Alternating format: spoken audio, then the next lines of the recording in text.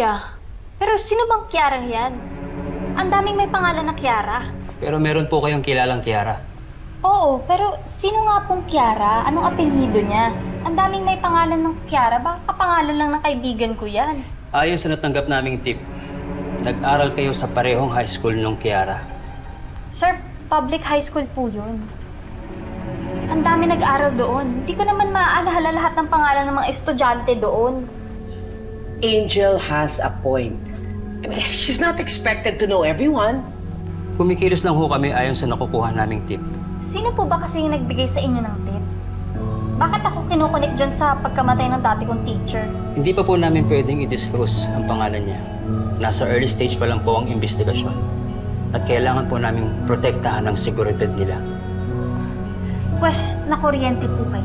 Hindi ko kilala yung Kiara na yan. Tsaka pwede ba, huwag niyo akong dinadamay dyan. Nananahimik po ako dito. Pasensya na po. Let's just hope na gumaling si Mr. Guerrero. Siya lang ang makakapagsabi kung sino yung Kiara na tinutukoy niya. Meantime, nire-recover namin ang CCTV footage kung saan nangyari ang krimen.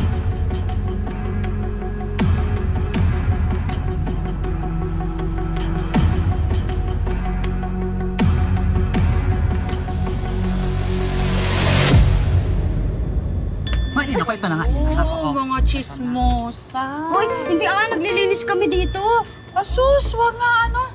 Tsaka isa pa, nalinis ko na yan kanina umaga. Kasi naman, Yaya Beron, nakikibalita lang kami. Paano ba naman kasi itong si Angel? Naku, bagong krimen na naman. Hoy, ito naman kinausap lang ng polis. Feeling mo suspect na. Ay, wow! Parang first time ni Angel, hoy. Lagi naman napaghihinalaan yan.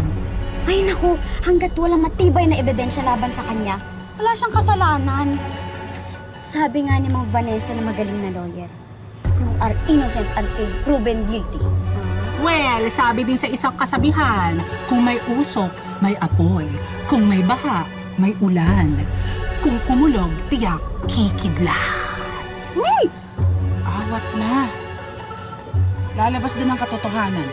Walang sikretong hindi nabubulgar. Ay, perfect ka dyan, Bobby. Kaya favorite ka ng mommy. Pwede ba? Ipagdasal na lang natin yung mga amo natin sa kaguluhang ito.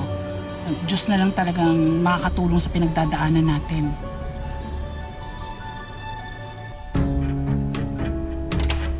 Angel, Kuya, totoo bang magkaiba yung Kiara na kaibigan mo dun sa Kiara na hinahanap ni Inspector Vergara? oo naman. Sa tingin mo ba nagsisinungaling ako sa polis? Hindi naman.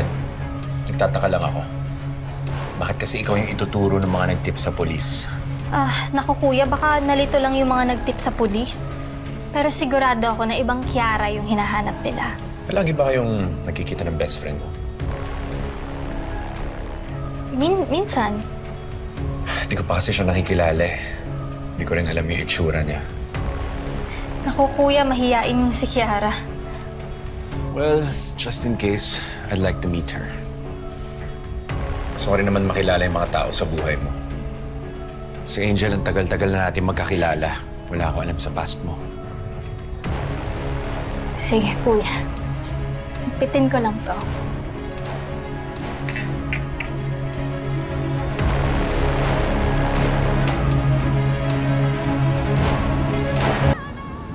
Ano ba naman yan? Ang tanga-tanga mo naman, Kiara. Napakasimple na nga lang ng ilos ko. Hindi mo pa magawa. Dapat tinuluyan mo na yung Mr. Guerrero na yun eh. Malay ko bang mabubuhay pa yung hayop na yun? Dapat dinouble check mo. Ayan tuloy. Nasabi niya na ikaw ang sumaksak sa kanya. Pati ako damay sa investigasyon. Hihinala tuloy sa akin si Kuya Marco.